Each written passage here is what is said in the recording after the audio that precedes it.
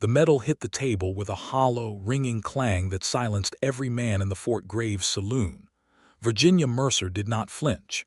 She stood with her back straight as a rifle barrel, her dark eyes fixed on the man across from her, and her voice came out low and precise as a surgeon's cut. "Keep it. I don't care how many pieces of tin they pin to your chest. You lied to me, Silas Morgan. You sat across from me at my father's table and you looked me in the eyes and you lied." Silas Morgan stood perfectly still. He was tall, broad-shouldered, weather-worn in the way of a man who had spent more of his life under open sky than under any roof. The 3 bronze medals and 1 silver star that Virginia had just slid across the scarred oak table gleamed under the kerosene light like accusations. Every man in that saloon knew what those decorations meant. General Hartwell had pinned 2 of them himself. A senator had attended the ceremony for the 3rd. The silver star was for an act of bravery that had become the kind of story men told in reverent, lowered voices. Virginia had swept them off his collar like they were flecks of dust. "Virginia, do not say my name like that." Her voice cracked just for a fraction of a second and she sealed it shut again. "Like you're trying to gentle me. I am not a spooked horse, and you are not the man I thought you were." A chair scraped somewhere. Nobody moved to leave.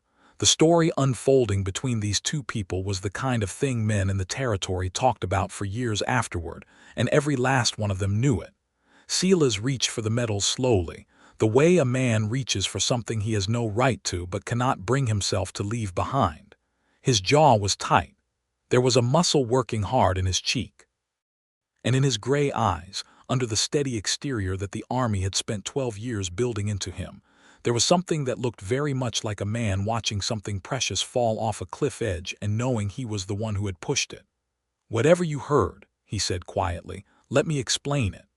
"I heard it from the man himself," Virginia said. "I heard it from Captain Doyle, and before you tell me Doyle is a liar, I want you to know I already considered that possibility. I spent 3 days considering it, then I found the letter." The color left Silas Morgan's face so completely that the man standing behind the bar actually took a step toward him, as if he expected the scout to fall. Silas did not fall, but the silence that followed Virginia's words was the loudest thing anyone in Fort Graves had heard in a very long time. And to understand how they arrived here, at this table, with those medals between them like a wall, you have to go back. Back to the beginning of the summer. Back to the day Virginia Mercer rode into the territory on the afternoon stage with $17, a derringer she barely knew how to fire, and an absolute refusal to be impressed by anyone. The year was 1878. The New Mexico Territory was still a place where the boundary between law and lawlessness was drawn in pencil and erased most mornings before breakfast. Fort Graves was not a large town, but it was a significant one. The railroad survey crews had come through 2 years prior, and their reports had made it clear that the line would run within 12 miles of the settlement, which meant that Fort Graves was about to become the most important commercial stop between Santa Fe and the Arizona border. Land prices were climbing, ambitions were rising, and powerful men were beginning to circle the territory with the patient, quiet hunger of wolves in winter. Virginia Mercer had come to Fort Graves for a single, practical reason. Her father, Edmund Mercer, had operated a cartography and land survey office in the town for 11 years. He had died in March, leaving Virginia not a widow but an orphan, and not penniless but close enough to it that the difference barely registered.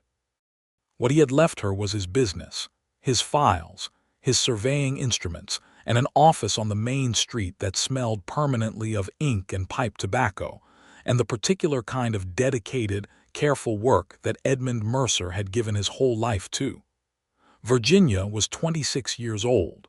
She had studied mathematics and drafting at the Women's College in Cincinnati. She had assisted her father by correspondence for 3 years, drawing clean final copies of his rough field surveys and mailing them back to him. She understood land, measurement, property lines, and the legal language of deed and title better than most of the men practicing law in the territory. She was also, as several people in Fort Graves discovered within the first 48 hours of her arrival, entirely uninterested in being told what she could not do. She did not need a husband to manage her father's business. She did not need a guardian. She did not need advice from well-meaning strangers about the dangers of a young woman operating independently in a frontier town. She had come here to work. She intended to do exactly that. Silas Morgan she encountered on her third morning. She was outside the land office, attempting to lift her father's theodolite case from the bed of a wagon she'd borrowed from the livery, and the case was heavier than she had estimated.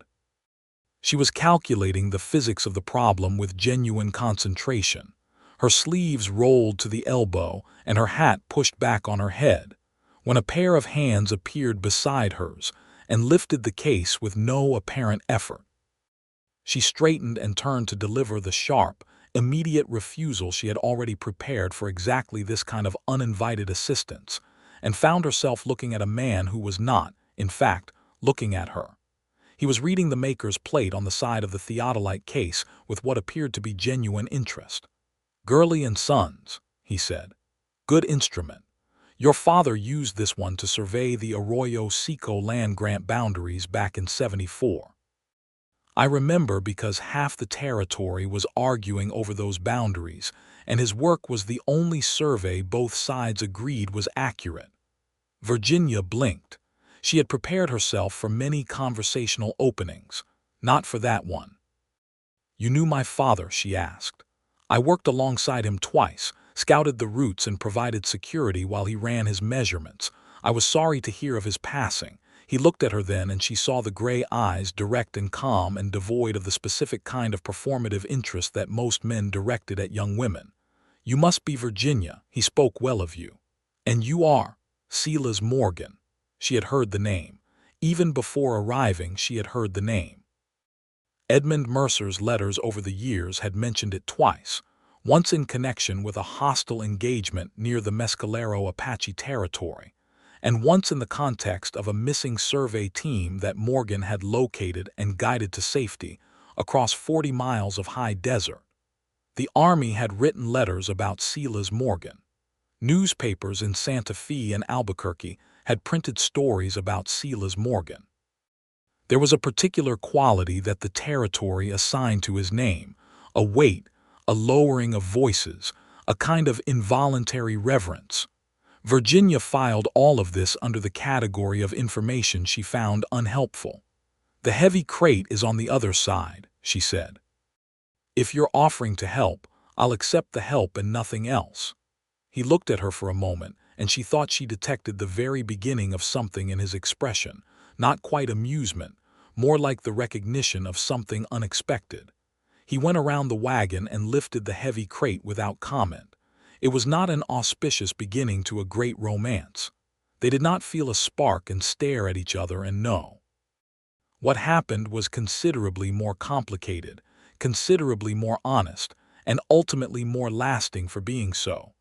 Virginia spent her first month in Fort Graves establishing herself. She met with the Territorial Land Commissioner, a round, careful man named Burroughs, who inspected her credentials with barely concealed skepticism and ultimately accepted them with barely concealed reluctance. She reviewed her father's active contracts and inherited 3 of them.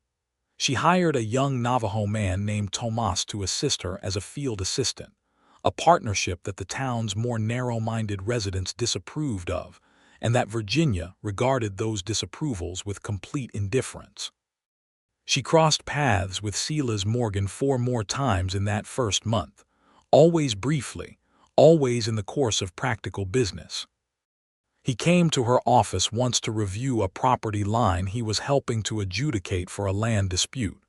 He was knowledgeable, specific, and did not attempt to mansplain the technical details. She gave him the information he needed. He thanked her, paid for the consultation, and left.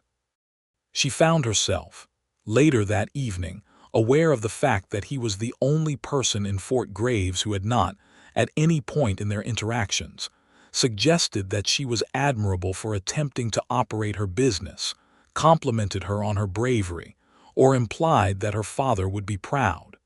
He had simply treated her like a professional. It was so rare that it felt like a form of respect she hadn't expected to feel grateful for. She found the gratitude mildly irritating. The second month of summer brought the first serious complication. A man named Colonel Harlan Voss arrived in Fort Graves, and with him came the particular kind of trouble that arrives wearing a frock coat and carrying documents that are entirely legal and entirely corrupt at the same time. Voss represented a land acquisition company based out of Denver, a company whose primary strategy was to identify properties in the path of the coming railroad and secure them before the railroad's official route was published. It was not, technically, illegal. It was, practically speaking, a form of structured theft from the smaller landowners who had no access to the same advance information. Voss needed surveys. Specifically, he needed the surveys that Edmund Mercer had conducted over the past decade, surveys that contained meticulous measurements and legal descriptions of nearly 140 properties across 3 counties. He came to Virginia's office with an offer that was generous by the standards of what those documents might otherwise be worth. Virginia listened to his offer. Then she said, "No." Voss smiled, the practiced smile of a man accustomed to no's that were opening positions. "Miss Mercer, I think if you considered the sum more carefully—" "I considered it carefully while you were speaking," Virginia said. "I understand precisely what you want those surveys for and why they are worth more to you than what you're offering. The answer remains no." Voss left, but he did not go far. Virginia learned, through the natural information network of any small western town, that he had hired his own survey team and was attempting to reconstruct the measurements himself. She also learned, through channels that were somewhat more troubling, that Voss had retained a lawyer in Santa Fe who was examining whether Virginia's legal claim to her father's business could be challenged on technical grounds. She was not frightened by this. She was angry, which was more useful. She began compiling documentation to preempt any legal challenge, working 18-hour days and drinking more coffee than her body was entirely comfortable with. She was in the middle of this project, late on a Thursday evening, when there was a knock at her office door. It was Silas Morgan. He stood in the doorway holding his hat and looking like a man who had been wrestling with a decision and had arrived, somewhat reluctantly, at a resolution. "Voss has been asking questions about you in places you haven't been looking," he said without preamble. "He's talking to the land commissioner, not officially, socially, which is worse. He's trying to build doubt about your credentials before you're ever called on to defend them." Virginia set down her pen. "How do you know this?" "Because I was at the same dinner and I heard him." A pause. "And because your father was a man worth a great deal of respect, and what Voss is doing is not respectful." She studied him. In the warm light of the kerosene lamp, she could see the lines around his eyes more clearly, the kind of lines that came from years of squinting across distances, from watching the horizon for things that most men never looked for. He would be 31 or 32, she estimated. He was not a handsome man in any conventional sense, but there was a quality of presence to him, a specific kind of solidity that she had found herself noticing and then firmly setting aside on each of their previous encounters. "What are you proposing?" she asked. "That you let me talk to Burroughs directly." "He respects my word, and my word about your professional credentials would carry more weight than another set of papers Voss's lawyer can argue about. I've worked with your father's surveys. I can speak to their accuracy and legal standing from personal experience. You want to vouch for me. I want to correct a wrong," he said. "If you'd rather handle it alone, I'll go." She considered this for a moment. She was constitutionally inclined to handle everything alone. This inclination had served her well in Cincinnati and moderately well in Fort Graves. But she was also a practical woman, and practicality sometimes required the ability to distinguish between help that undermined her independence and help that simply made the outcome more likely to be the correct one. "I would need to be present for the conversation," she said. Not as a subject, but as a participant. Obviously, he said. He said it with such straightforward certainty, as if it had never occurred to him that she would be anything other than a full participant, that something inside Virginia Mercer shifted very slightly. Not dramatically, not visibly, but shifted nonetheless. "Sit down, then," she said. "We should agree on exactly what will be said before you say it to anyone." He sat down. They talked for 2 hours. He was direct, specific, and never once talked over her, which she was aware enough to recognize as a thing she would not have expected. When he finally rose to leave, she walked him to the door, and he paused on the threshold with that same quality of carefully considered words that she had noticed before. "Your father told me once," Silas said, "that the most difficult thing about surveying territory was not the physical work. It was convincing people that what the instruments showed was true, even when it contradicted what they wanted to believe." He put his hat on. "He said you were twice as good at that part as he was." He walked into the night, and Virginia stood in her doorway for a long moment after he was gone, feeling something she could only describe as being seen, which was both welcome and completely inconvenient. The meeting with Commissioner Burrows happened 4 days later. Silas Morgan sat across the desk from the commissioner and spoke calmly, and with considerable technical specificity, about the accuracy of Edmund Mercer's survey work, the legal validity of his methods, and the professional standards to which Virginia Mercer demonstrably adhered.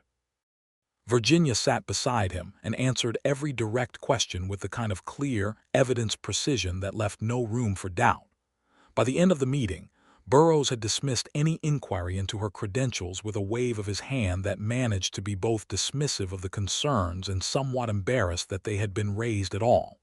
Outside, on the sun-bleached street, Virginia turned to Silas and said, "Thank you. You did the harder part," he said. "I always do the harder part," she replied, and caught herself smiling before she could decide not to. He caught it too, and something in his face did something she had not seen before. Not a smile exactly, more an opening. A door she had not known was there, moving very slightly on its hinges. The summer deepened. The days grew long and searingly hot, the kind of heat that makes the air above the dust shimmer and transforms the horizon into something liquid and unreliable. Virginia was conducting surveys on several properties north of town, which required her to spend 3 to 5 days at a time in the field with Tomas, camping on the survey sites and working through the cooler morning hours. She was competent in the field. She was also, she recognized privately, less familiar than she would like with some of the specific hazards of the New Mexico Territory, the territorial boundaries of the Mescalero Apache bands who sometimes move through the area, the safest water sources, the grazing ranges that certain cattlemen protected with more vigor than legality. Her father had known these things. Tomas knew some of them. But there were gaps. She did not ask Silas Morgan to fill the gaps. What happened instead was that, on her second field survey north of town, she encountered him at a water source that turned out to be on the route he was using to return from a scouting assignment for the Army. He was alone, traveling light on a good gray horse, and he pulled up when he saw her camp without being asked. "You're 7 miles east of where you should be if you're heading to the Ortega-Grant boundary," he said, studying her survey equipment and her position map simultaneously. "I'm exactly where I intend to be," Virginia said, pointing to her map with a measuring pen. The Ortega-Grant includes a secondary parcel that was filed separately in 1869. It runs east of the main boundary marker. Most people don't know about it because the filing was made in Santa Fe under a different index number than the main grant. He leaned forward to look at the map more closely, and she watched him take in the information with the quick, systematic attention of a man who was genuinely interested rather than performing interest. "You found a secondary parcel. My father surveyed it. It's been sitting in the files. The current owners of the Ortega property don't know it exists, which means they don't know that Voss's company has already quietly filed a pre-claim on it." Silas straightened and looked at her with something that had gone fully past courtesy and into respect of an entirely different quality. "Does Voss know you found it?" "Not yet. When he does, he'll send someone to obstruct you." "I know," Virginia said, "which is why I'm moving quickly." She looked at him directly. "I'm going to ask you something that I want you to answer honestly and without framing it as concern for my well-being." "All right. Do you know the terrain between here and the eastern parcel boundary well enough to guide us there by the fastest safe route?" The pause that followed was brief. "Yes." "Would you be willing to do that?" Another pause. Longer. "Yes." "In exchange for a fair day rate, which is a professional arrangement rather than a favor, because I don't want to owe you a favor." Something moved in his face again, and this time she was nearly certain it was amusement. "Agreed," he said. "Although for the record, a favor from you would not be an unwelcome thing." She chose to ignore this completely, and if a warmth moved through her that had nothing to do with the afternoon heat, she kept it so thoroughly internal that no instrument in her father's case could have detected it. They spent 3 days in the field together. They were 3 of the most unusual days Virginia Mercer had experienced in her adult life, because for 3 days she found herself in the company of someone whose presence she did not want to escape. He knew the land the way she knew mathematics, not merely as information, but as a living system with its own internal logic. He knew where the water ran underground by the behavior of surface vegetation. He knew which ridgelands were visible from Apache lookout points, and which routes were traveled by whom and in what seasons. He explained these things to her directly, without condescension, responding to her questions with the kind of genuine engagement that told her he was not simplifying for her benefit. In the evenings, when the survey work was done and the desert was cooling rapidly toward the shocking cold of high-altitude nights, they sat by the small cook fire and talked. He told her about the 12 years he had spent as a scout, the territories he had covered, the campaigns he had been attached to. He talked about it plainly, without the self-aggrandizement she had heard from other military men. When she asked about the medals, he was quiet for a moment. "Medals are the Army's way of making a story official," he said. "Most of the stories they choose to make official are the ones that flatter what the Army wants to believe about itself." "And the ones that don't flatter it?" Virginia asked. He turned a stick in the fire. "Those get left out of the story." She wanted to ask more. She did not that evening, because she understood that there was a boundary there and that boundary deserved respect. But she filed it away with the careful precision of a woman who remembered everything. On the second evening, she told him about her mother, who had died when Virginia was 8, about Cincinnati and the college and the male professors who had graded her work brilliantly, and then advised her to find a husband who worked with numbers, about the 3 years of correspondence with her father, the letters that had been as close to a real relationship as they had managed across 1,000 miles. About arriving in Fort Graves and finding the office and sitting in her father's chair for the first time, and feeling both entirely at home and entirely alone. He listened without filling the silences with reassurances. He asked 2 questions, both of them the right questions. When she finished talking, he said, "He would have liked very much to see you running it." She had to look away from him. "I know," she said. "That's the part that's the hardest. Doing the thing that would have made him proud when there's no one left to be proud." "There are people left," Silas said quietly and with great care, "who are paying attention." She looked back at him then. The firelight was doing things to the angles of his face. The night sky above them was the particular overwhelming black of the high desert, thick with stars that crowded together and made the darkness between them feel intimate. Virginia Mercer, who had spent considerable effort not feeling things in response to Silas Morgan, felt something she could no longer file under any convenient category. She said nothing. He said nothing.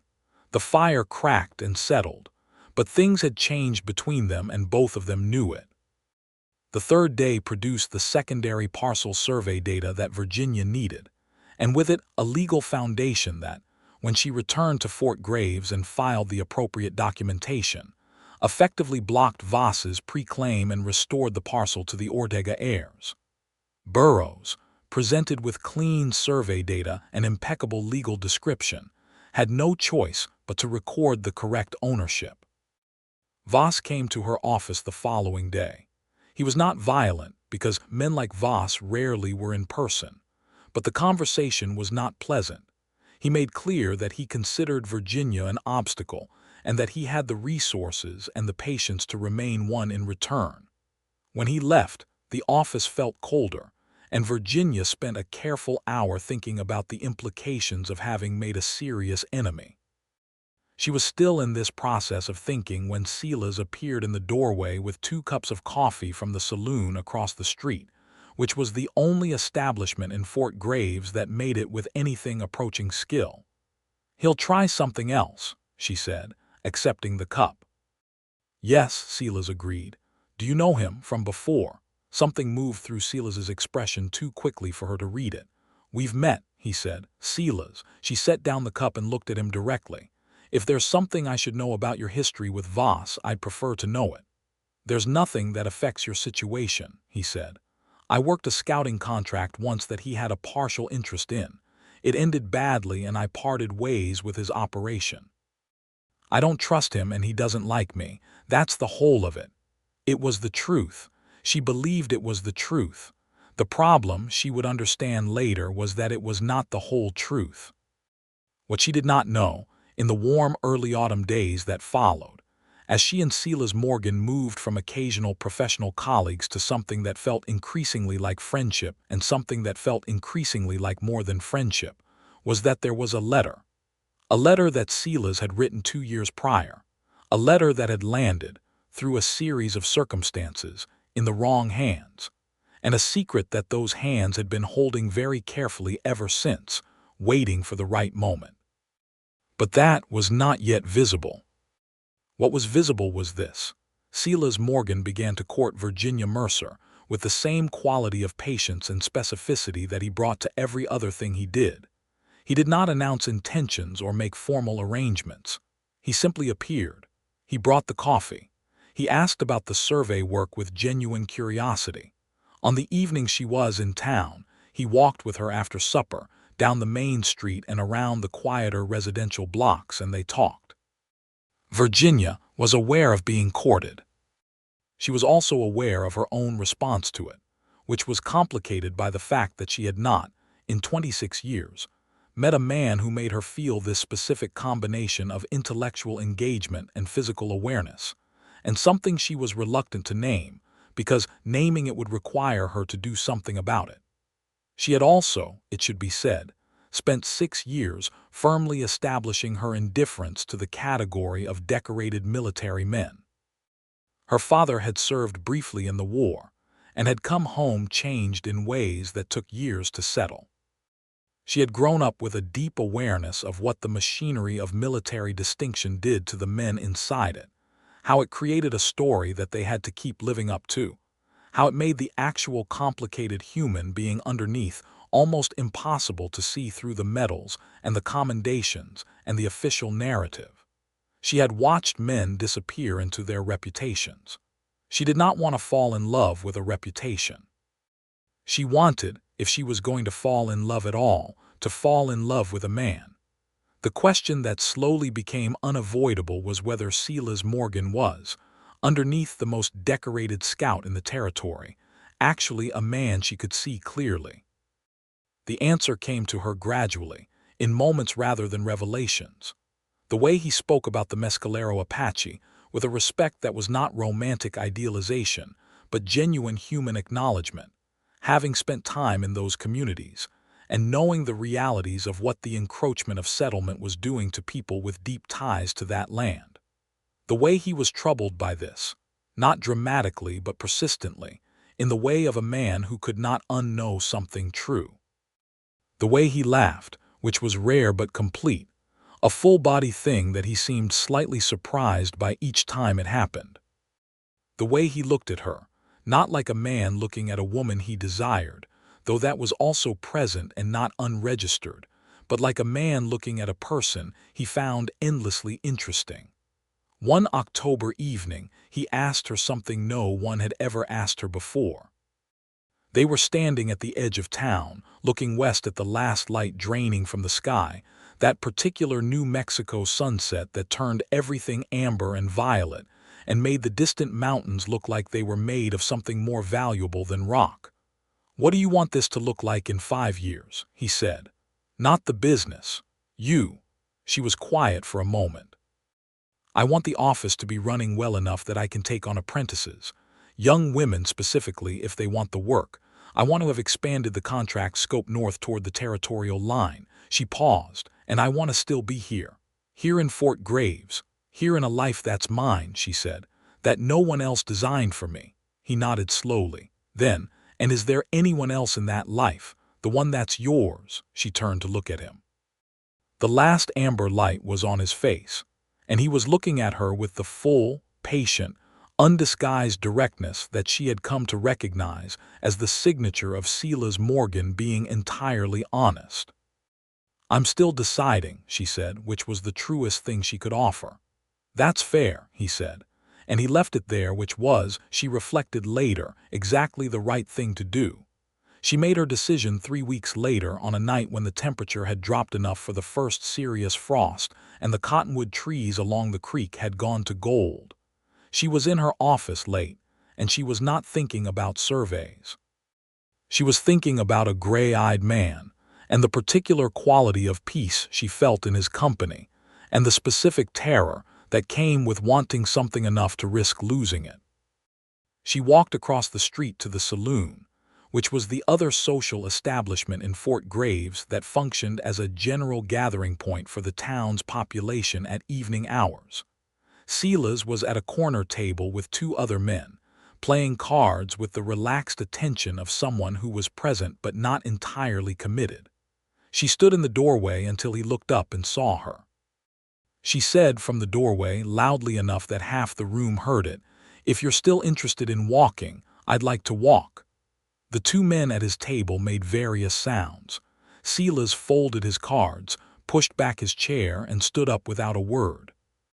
He walked with her for a long time that night, and somewhere in the middle of it, on a quiet stretch of street with the frost-bright stars overhead and the smell of juniper on the cold air, she stopped walking and turned to him and said, "I think I'm in considerable trouble where you're concerned." "Same trouble," he said. "Different direction." She laughed. He kissed her. The stars above Fort Graves, New Mexico territory, witnessed the beginning of something that would test both of them harder than either of them was prepared for, and that would ultimately be worth every moment of that testing. For a time, things were very good. They were careful with each other in the way of 2 people who were both, for different reasons, unaccustomed to being vulnerable, and they were generous with each other in the ways that mattered. She taught him the precise logic of survey mathematics, and he absorbed it with a student's intensity. He showed her the desert in ways she had not seen it, the night sky, the ancient trails, the water signs, the particular quality of light before a storm.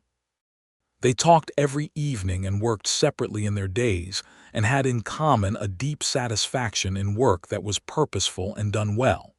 He told her about his childhood, which had been complicated. Born in Missouri to a schoolteacher father and a mother who had died of fever when he was 11. A younger brother he had lost track of in the years of the war and had never managed to find. He spoke of this quietly, with the particular grief of unresolved things, and Virginia held the information carefully. She told him about the loneliness of the years in Cincinnati, the bright, sharp loneliness of being surrounded by people in a world not built for her. He listened and did not try to fix it, which was its own form of kindness. The first indication of the problem came in November, through an unexpected source. Captain Doyle arrived in Fort Graves on Army business related to a boundary dispute between 2 ranching families that had potential for escalation into something requiring military management. Doyle was an older man, competent in the mechanical sense, and he had a history with Silas that was not warm. Virginia knew this vaguely, from the slight change in Silas's manner when Doyle's name came up, but she had not asked for the specifics. At the dinner that Commissioner Burroughs hosted for Doyle and several town leaders, Virginia found herself seated near Doyle during the post-dinner conversation, and Doyle, who had had several drinks, said something that she would spend the next 3 days unable to stop turning over in her mind. He said, "Your friend Morgan is a careful one, knows how to make himself useful to the right people at the right time, been doing it since '74. Virginia said calmly, "What do you mean by that?" Doyle looked at her with the slightly unfocused attention of a man who had not yet calculated whether he was saying something he shouldn't. The Rojo Verde campaign. He was assigned as scout on what was supposed to be a reconnaissance of Apache movement near the southern boundary, except it wasn't quite reconnaissance, was it? There were civilian contractors involved, land acquisition people, and the whole operation conveniently produced intelligence that pushed the official survey boundary 6 miles east, added about 12,000 acres to the acquirable zone. He swirled his glass. Morgan's report was the one that made it official. Virginia was very still. "Are you saying he falsified survey intelligence?" Doyle blinked, recalibrating. "I'm saying his report was very useful to some people who were very interested in it. Whether it was accurate is a matter of professional interpretation." He seemed to recognize he had gone further than he intended. "I'm sure it was all above board.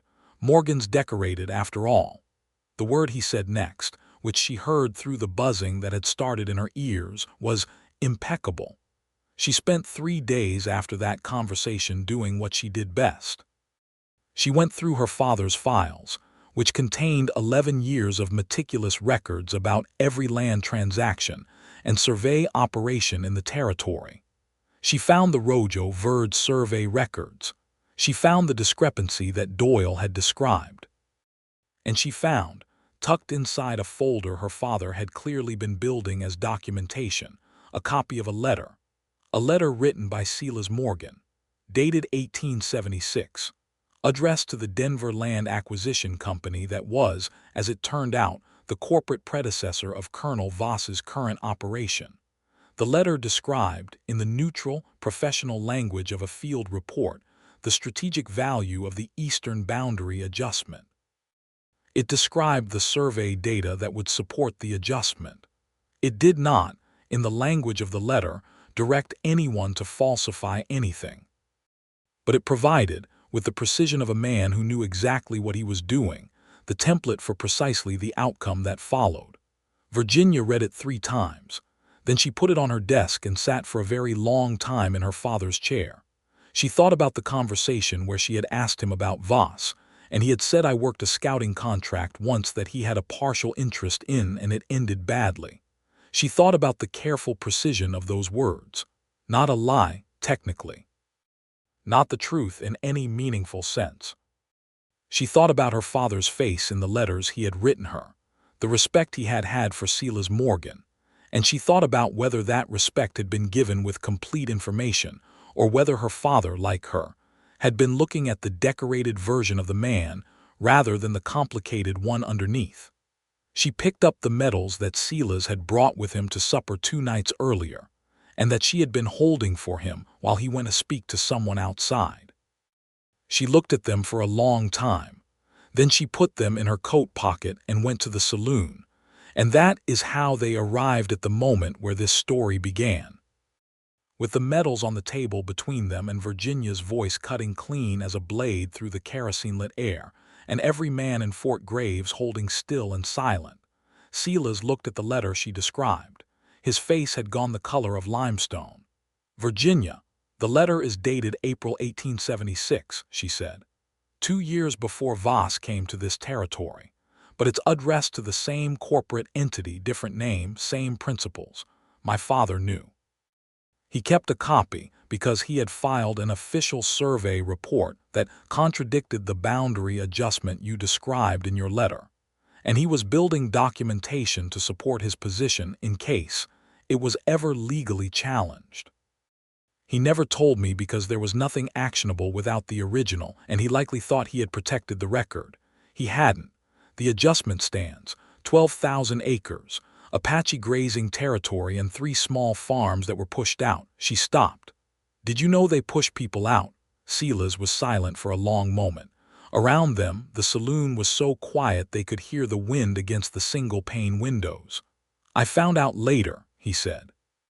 And the metals, Virginia said, and her voice was very controlled now, controlled in the way of something that would break if it was not held. Were any of them for work connected to that operation? The silence that followed was its own answer. One, he said, the 1876 Border Security Commendation. The Army used the boundary adjustment to justify a repositioning of their patrol perimeter. My report was cited as the intelligence basis. Virginia breathed out. It was a long, slow breath.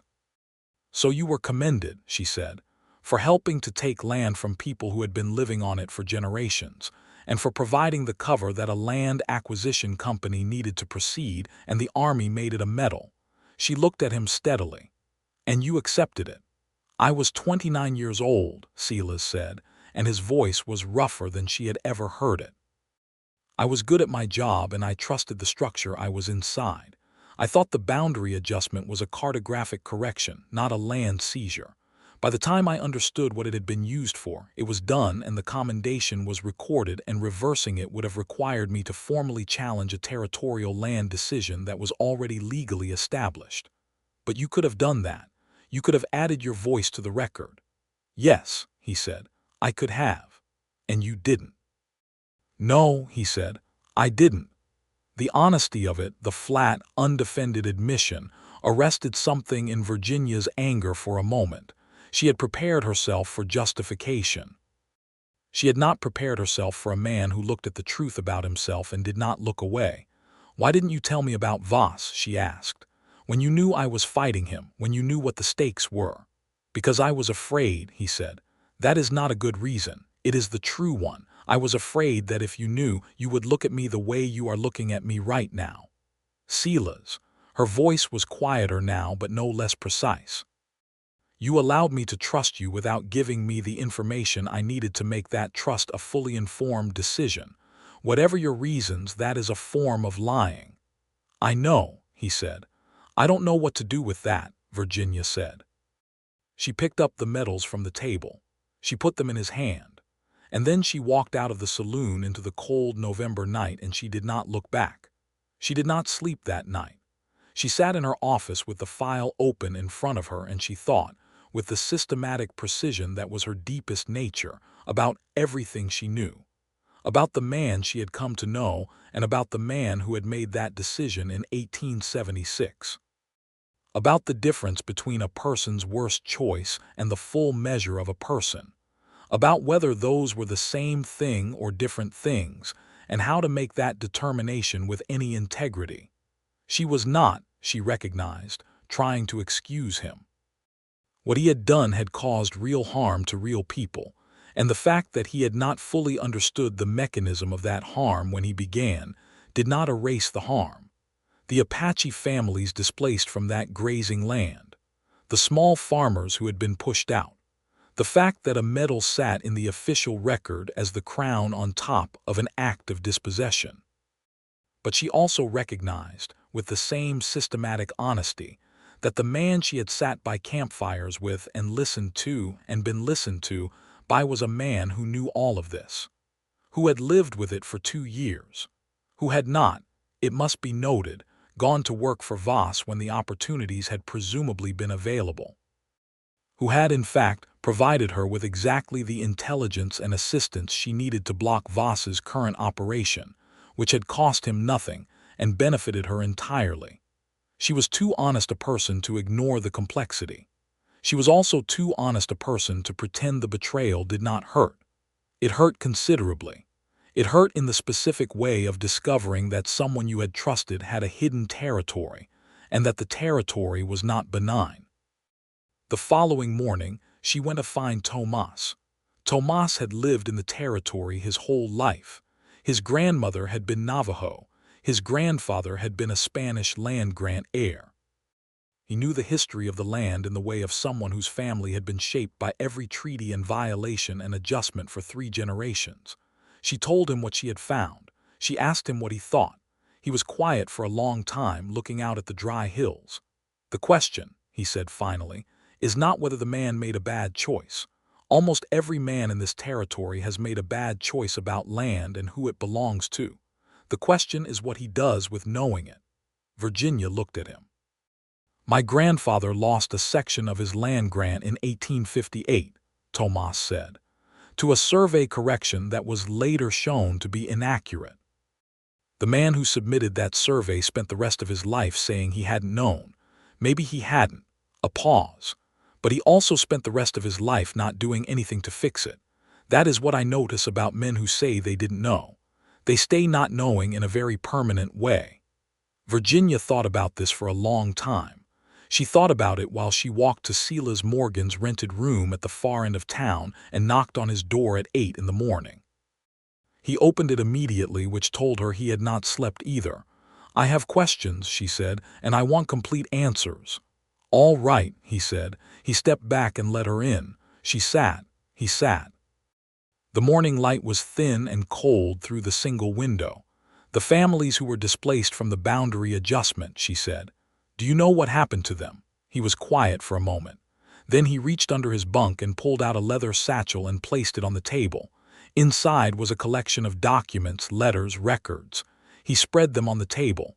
"3 Mescalero Apache families," he said. "I traced them. One moved south to the reservation, which I know is not an adequate resolution, but they are accounted for. One moved west and I lost them in the Arizona records, and I have been trying to find them for 2 years. The 3rd family, this is the one that." He stopped. He picked up a piece of paper from the collection and set it down again. "The 3rd family had a land grant certificate of their own, Spanish colonial grant, pre-territorial, which under the Treaty of Guadalupe Hidalgo should have been recognized. I found a lawyer in Santa Fe 3 months ago who believes there's a case to challenge the 1876 adjustment on those grounds. Not a certain case, but a real one." Virginia looked at the papers on the table, then she looked at him. "How long have you been building this?" she asked.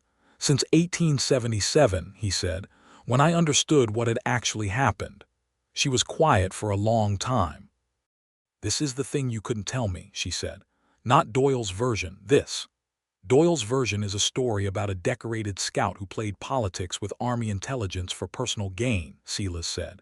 "He's told that story before. It's not entirely wrong and it's not the whole truth. The whole truth is that I made a bad decision and I've been trying in the only ways available to me to address the consequences." He met her eyes. "But trying does not make the initial decision acceptable. I know that." "Why didn't you tell me?" Virginia said, and this time the question was different, smaller, more personal. "Because I wanted you to know me first," he said quietly. "The version of me that is who I am now, not who I was in a worst moment. I know that was wrong. I know you should have had all of it. I was afraid of losing something before I had really had it." Virginia looked at the table, at the papers, at the evidence of 2 years of quiet, unglamorous, undecorated effort to undo what could be undone. "I need time," she said. "Take it," he said. She rose and walked to the door and paused with her hand on the frame, her back to him. "The Santa Fe lawyer. The case about the Spanish colonial grant. Does he need survey documentation?" A silence. Then, very carefully, "He would benefit from it enormously." "Send me his name," Virginia said. And she walked out into the cold morning. She gave herself 2 weeks. She did not see Silas in that time, or rather, she saw him at a distance, the natural distance of a town that was not large, and they acknowledged each other with the careful restraint of 2 people honoring an agreement. She worked. She thought. She spoke to Tomas at length, and to a woman named Eliza Bowman who ran the schoolhouse and had lived in the territory for 20 years and understood its machinery with clear, unsparing eyes. "There are men," Eliza said one evening, "who do harm and never look at it. And there are men who do harm and look at it every day for the rest of their lives. The second kind can be redeemed, more or less, depending on what they do with the looking. I have met very few of the second kind. On the 15th day, Virginia sat down and wrote a letter, not to Silas, to the Santa Fe lawyer whose name was Hector Fuentes, and whose letter Silas had forwarded as promised without any accompanying note or pressure. She wrote to introduce herself, her credentials, and her offer to provide professional survey documentation in support of the land grant case on a pro bono basis. She explained her connection to her father's survey records and the specific technical documentation she believed would be relevant. Then she sent it. Then she went to find Silas. He was at the stable, tending to the gray horse with the careful attention of a man whose relationship with horses was based on genuine respect rather than ownership.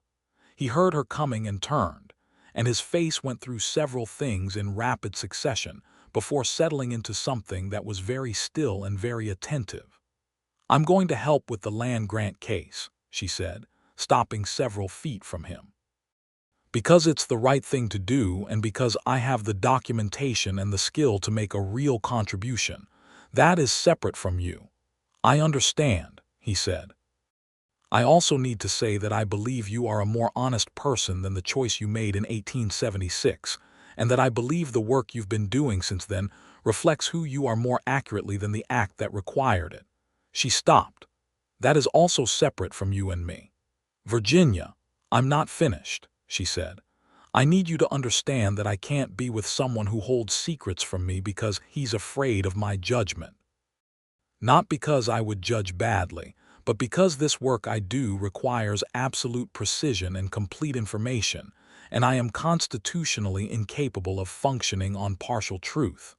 If we are going to be," she stopped again, started over. "If you want to continue, I need you to commit to the principle that I get the full picture, always, even when it's difficult, especially then." The winter light was flat and silver behind him and his eyes were the same color as the sky. "I can commit to that," he said, "completely and without reservation." "Then I would like to continue," Virginia Mercer said. The sound that came out of Silas Morgan then was not a word. It was the sound of something very tight releasing. He crossed the space between them and she did not move away, and when he held her it was with the kind of specific, careful intensity of a man who understands perfectly well what he is holding and exactly how much it matters. "I'm still angry," she said into his coat. "I know," he said. "That's fair. Don't say that is fair again in the next month. I know it's fair. I'm telling you I'm angry." He tightened his arms around her. "I know you're angry." The winter in the territory was cold, and at times spectacular. Fort Graves, when the rare snowfall came, became a different world entirely. The adobe and timber buildings softened under white, the distances compressed, the particular isolation of a frontier winter settling around the town like a held breath. Virginia worked through it, expanding the business, corresponding with Hector Fuentes in Santa Fe, and slowly, carefully, rebuilding the specific architecture of trust that had been damaged by the things that had not been said. Silas, for his part, was as good as his word. He was honest with a consistency that sometimes astonished her, because total honesty is harder to maintain than selective honesty, and requires a continuous low-level courage that most people do not sustain. When the Army offered him a commission based partly on the 1876 commendation, he turned it down and wrote a formal letter explaining why, which was a significant professional cost, and which he told her about quietly, without drama, as though it were a routine piece of information. She understood what it cost. She did not underplay it. She also did not elevate it into a redemptive moment because she was too precise a thinker for that. What she recognized was that it was one true thing in a collection of true things that were building, slowly, into a foundation. Colonel Voss remained in the territory through the winter, regrouping and attempting to find new angles. Virginia, working with Burroughs and Fuentes, and a growing network of landowners who had begun to understand the threat his operation represented, spent considerable energy systematically closing those angles. In February, Voss made one final attempt to intimidate her, sending two of his hired men to her office with a message that was not quite a threat in language, and was entirely a threat in meaning. She sent the message back with a formal letter addressed to the Territorial Attorney General that contained Voss's name and enough documented evidence of his acquisition methodology to make any further approach to her office a very unwise decision. Voss left the territory in March. Virginia stood on the street and watched his carriage go, and felt a deep, clean satisfaction that had nothing to do with triumph and everything to do with work done thoroughly and well. Silas stood beside her. He didn't say anything. He put his hand lightly against the small of her back, and she leaned into him very slightly, and that was enough. Spring came to the territory with the particular insistence of desert spring, the sudden blooming of things that had seemed entirely dead, the return of color to the dry hills, the air carrying both warmth and the last edge of cold simultaneously. It was in April that the land grant case filed by Hector Fuentes, supported by Virginia's survey documentation and the accumulated evidence of 2 years of Silas's quiet research, produced its first formal ruling. The judge in Santa Fe found that the 1876 boundary adjustment was legally challengeable on the grounds of the pre-existing Spanish colonial grant, and issued an order requiring a formal review and resurvey. The review would take time. The outcome was not certain, but the record was open again, and the third Apache family, whose land it was, had the legal standing they had been denied for 2 years. When the letter arrived from Fuentes describing the ruling, Virginia read it at her desk and then sat very still for a long time, not because she was surprised. She had assessed the case carefully and believed from the beginning it was winnable. But because she was thinking about her father, who had kept that file, who had built that documentation in his careful and persistent way, who had known that the truth of the measurements was worth protecting even when no one was immediately asking for it.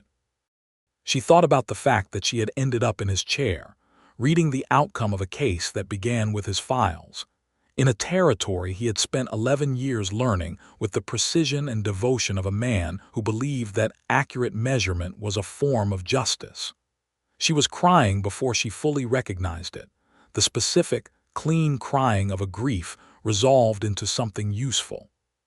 She was still sitting at her desk when the door opened and Silas came in with 2 cups of coffee, the way he had hundreds of times, and he stopped in the doorway and looked at her and put both cups on the corner of the nearest cabinet and came directly to her without asking any questions, which was exactly right. She told him about the ruling. He read the letter. He did not say anything for a while. Then he said very quietly, "Your father built this." "He started it," Virginia said. "We finished it." The word "we" moved through the room with the particular weight of things that have been earned rather than assumed.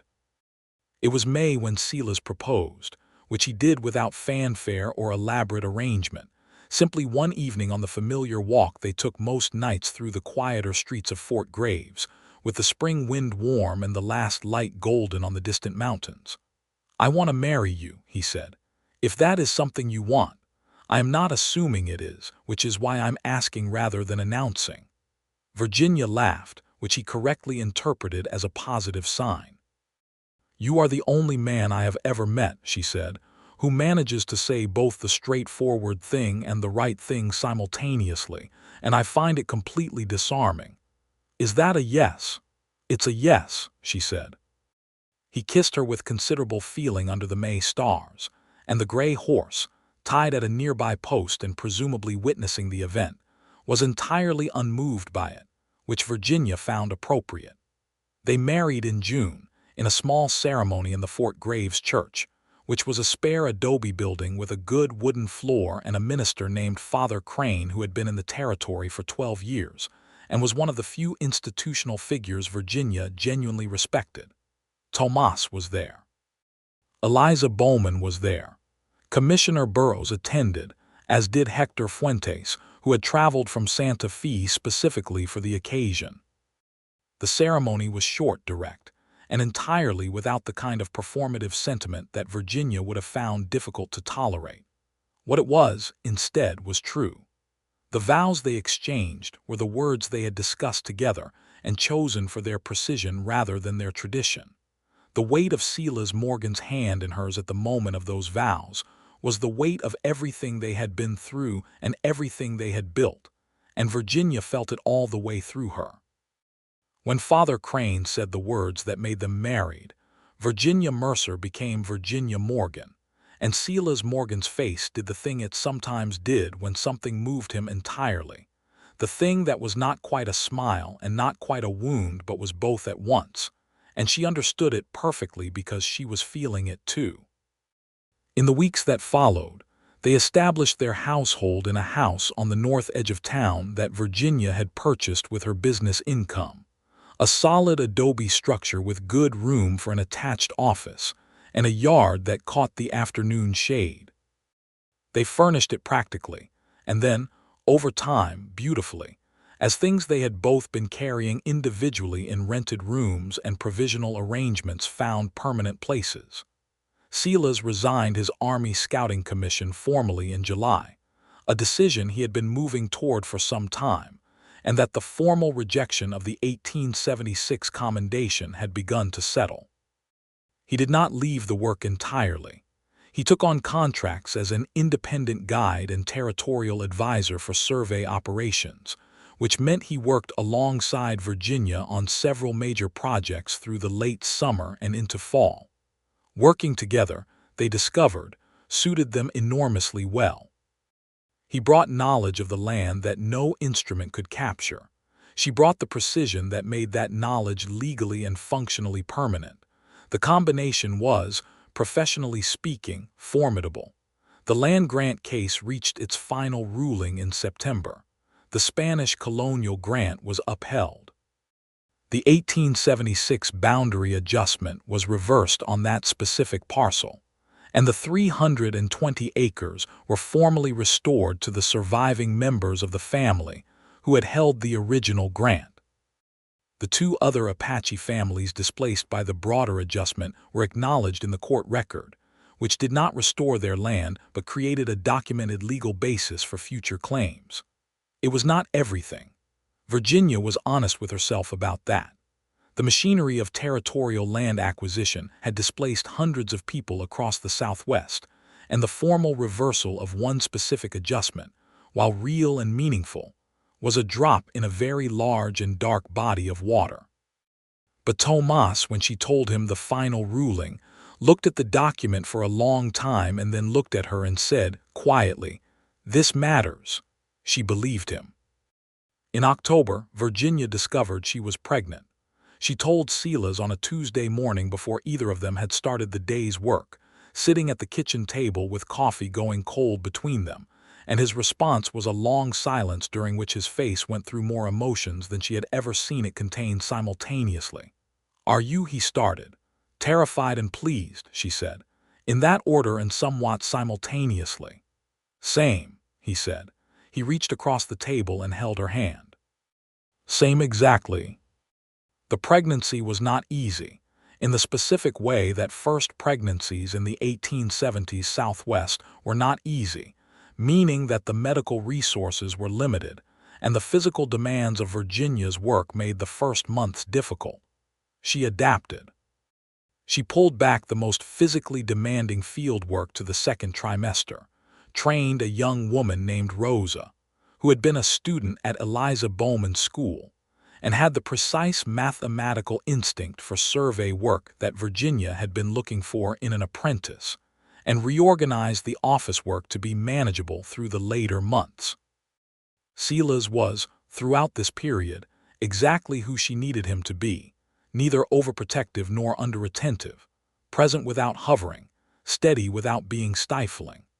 He also, she noticed, paid for 3 consultations with the doctor in Santa Fe, traveling there himself to speak with the man and returning with detailed information about current medical understanding of pregnancy management that was considerably more thorough than what the local doctor had offered.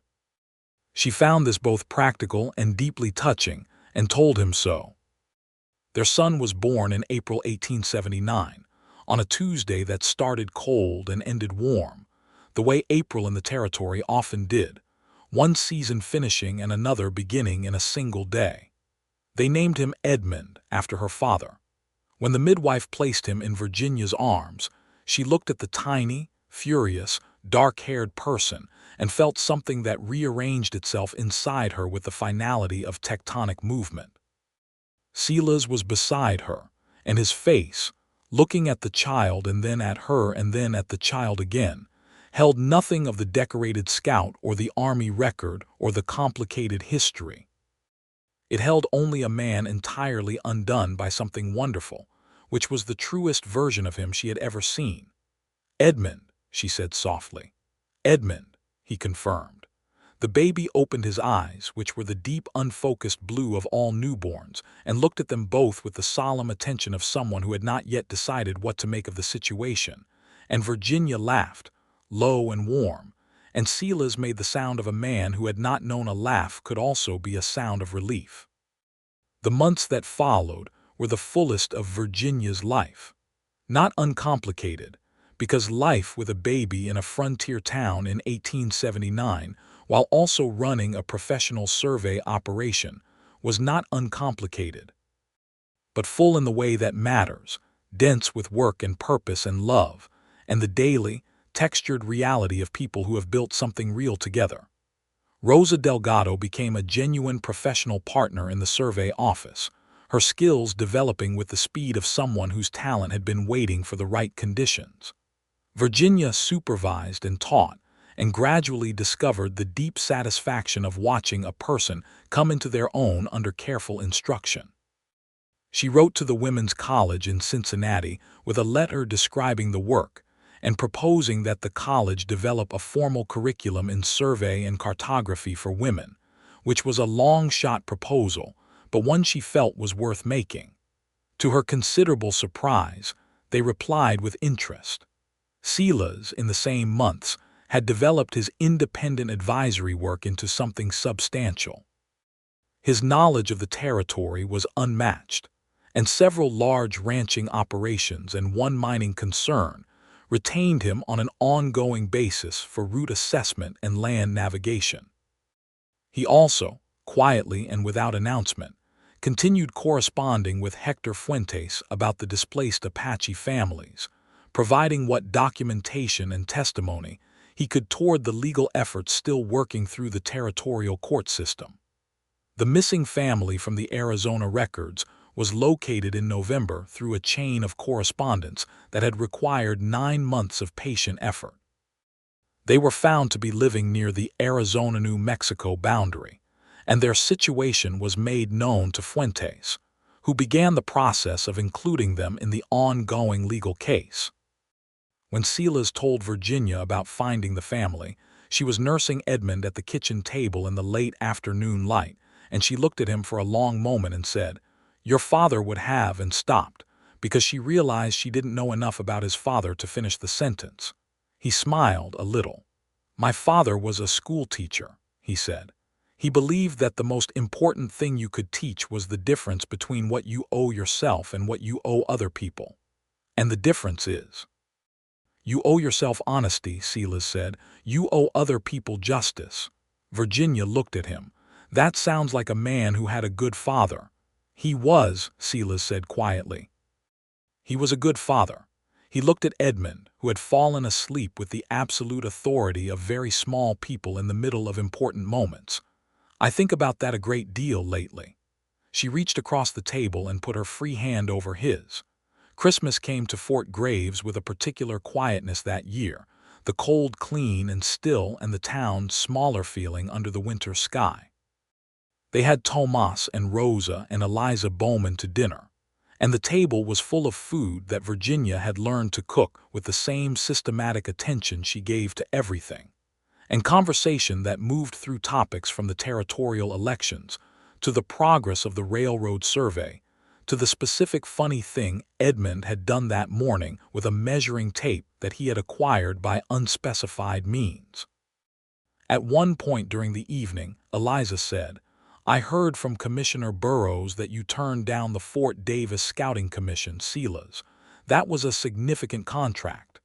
"It would have taken me away for 6 months," Silas said. "A year ago, you might have taken it anyway," Eliza said, with the directness of a woman who had lived in the territory long enough to say exactly what she meant. "A year ago, I didn't have what I'd be leaving," Silas said. He was looking at Virginia when he said it, not in the demonstrative way of a man performing sentiment, but in the simple, direct way of a man who was stating a fact.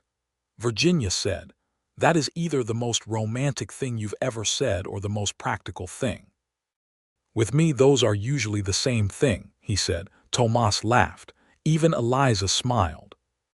Edmund, who had been asleep in the bedroom for 2 hours, managed to send a vocalization through the walls at exactly the right moment that made everyone laugh harder, and the evening settled into warmth and ease, and the particular satisfaction of people who have earned the right to this specific kind of peace.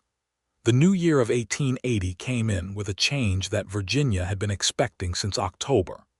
The territorial railroad line was formally confirmed, and its route was published in January. It would run within 8 miles of Fort Graves, and the land between the town and the nearest railhead would become, overnight, some of the most commercially valuable territory in the Southwest. This created an enormous demand for accurate survey work, and Virginia's office was immediately and significantly overwhelmed. She and Rosa worked through January with the kind of focused intensity that required everyone else in the house to operate somewhat quietly, and Silas managed the household in Edmund, and the cooking with a matter-of-fact capability that would have astonished the soldiers who had served under him, and that Virginia accepted with straightforward gratitude. She also hired 2 additional surveyors in February, both of whom were young men who had heard about the Mercer Morgan operation through professional channels and made the journey to Fort Graves specifically to work there. That they were willing to work under a woman's direction was, Virginia noted privately, a change from what she would have found 3 years prior, and she attributed it in part to the specific reputation her office had built for accuracy, integrity, and work that held up under legal scrutiny. In March, she received the formal reply from the Cincinnati Women's College. They were prepared to pilot a survey and cartography curriculum for women, beginning in the fall term of 1881, and they were inviting Virginia to contribute to the curriculum design and to potentially serve as a guest instructor in the program's second year. She read the letter 4 times. She showed it to Silas over supper. She watched him read it and then look at her with the expression she had come to know as his particular form of pride, not ownership, not reflected glory, just genuine and uncomplicated pleasure in someone else's achievement. "That's significant," he said. "It is," she said. "I think I want to do it." The travel in 82 would be manageable, he said, already thinking through the logistics. Rosa is capable of running the office for 3 weeks with appropriate support. Edmund will be almost 3. She looked at him. "You're not going to ask what happens to the office while I'm gone or whether I've thought through the complications." "You've thought through the complications," he said. "You always do." She leaned across the table and kissed him with the specific warmth of long-established certainty, and Edmund, who was in his chair and had been deliberately dropping a spoon to watch it fall and then demanding it be retrieved, watched this development with considerable interest and then dropped the spoon again. Spring in 1880 brought an unexpected thing. The missing Arizona family, whose connection to the land grant case Silas had pursued through 9 months of correspondence, had through Fuentes's legal work been awarded formal recognition of their pre-territorial claim. The award was a small parcel, a fraction of what had been taken, but it was official and it was real. When the letter arrived describing this, Silas read it at the kitchen table and did not speak for a long time. Virginia sat across from him with her coffee and waited. "In 1876, he said finally, "I wrote a report. I thought I was doing a job well." He looked at the letter. "I did not think about what the job was in service of. I thought about the technique, the accuracy, the professionalism. I thought about doing the thing that would be recognized as excellent." He set the letter down. "I wasted a great deal of time being excellent in the service of the wrong things." "And now," Virginia said, "and now," he said, I know what the job is in service of. He looked at her. I know exactly what it is in service of. Edmund chose this moment to enter the kitchen at speed, having learned to walk with the terrifying confidence of very young children who have not yet developed a useful relationship with the concept of obstacles, and arrived at his father's knee demanding to be lifted, which Silas did, and the small boy regarded the letter on the table with the impartial curiosity of someone for whom all paper was equally interesting. That, Virginia said, watching them, is what it is in service of.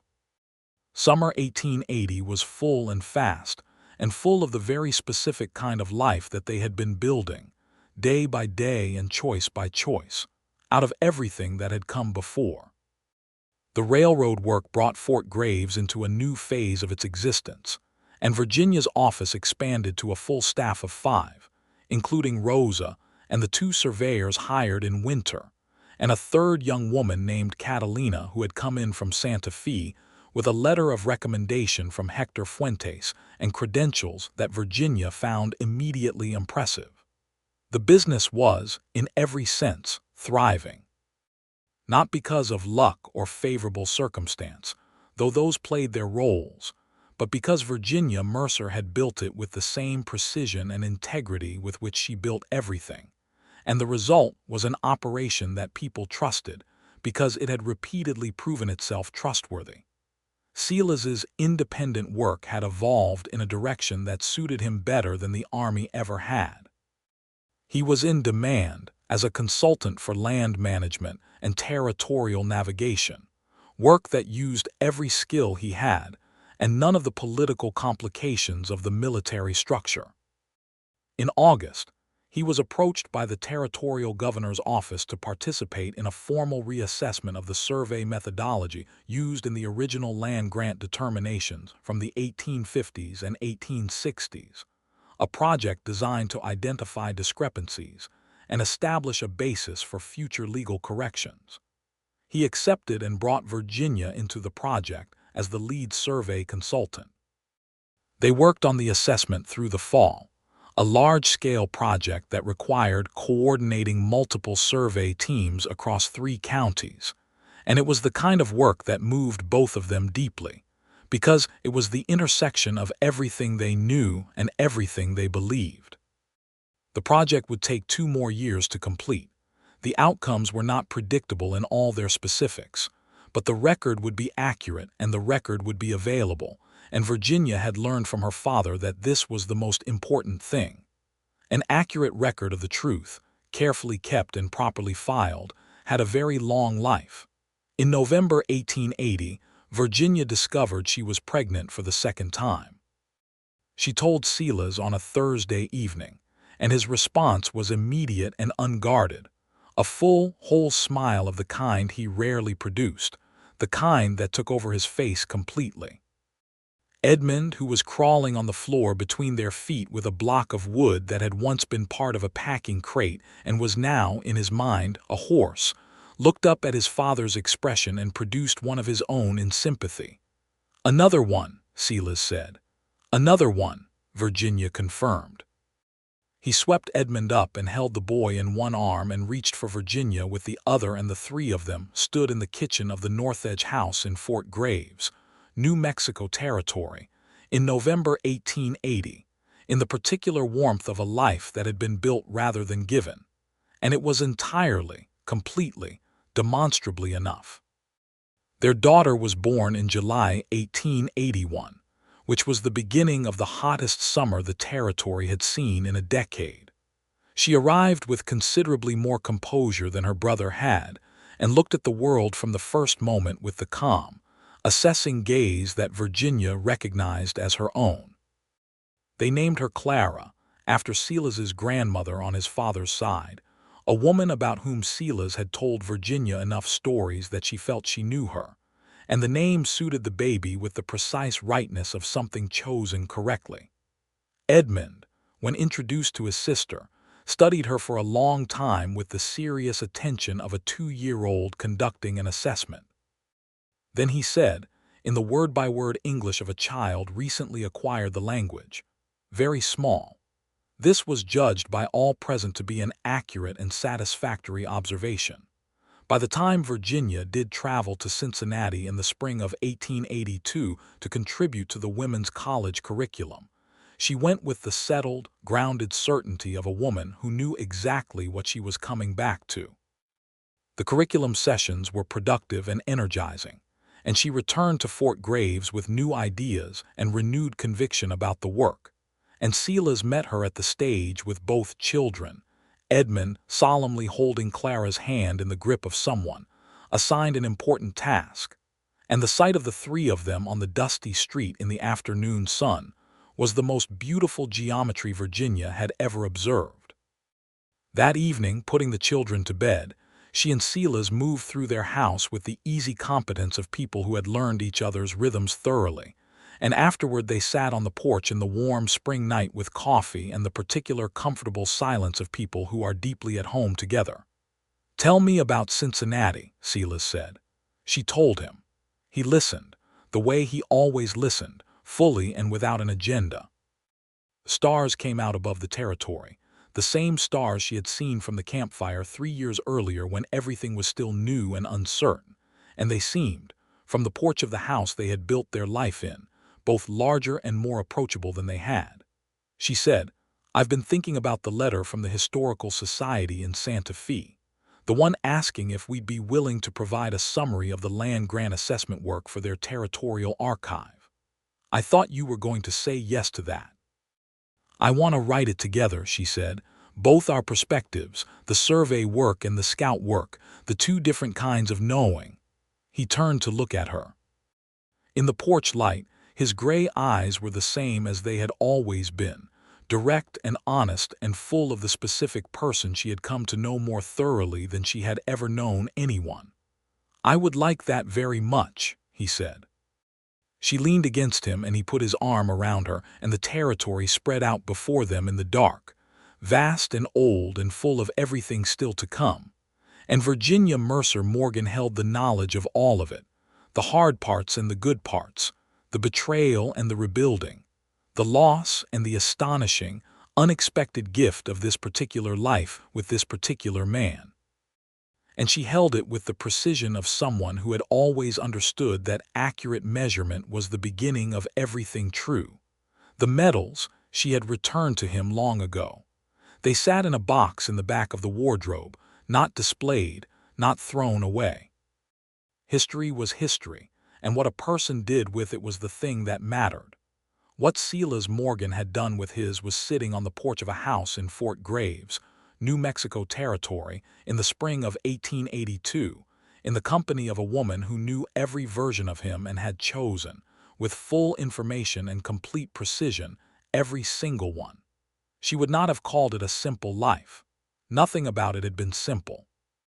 But it was, in every measurable dimension, exactly the life that both of them had built toward with the best of themselves, and that was something considerably more valuable than simple. It was true, and it was theirs.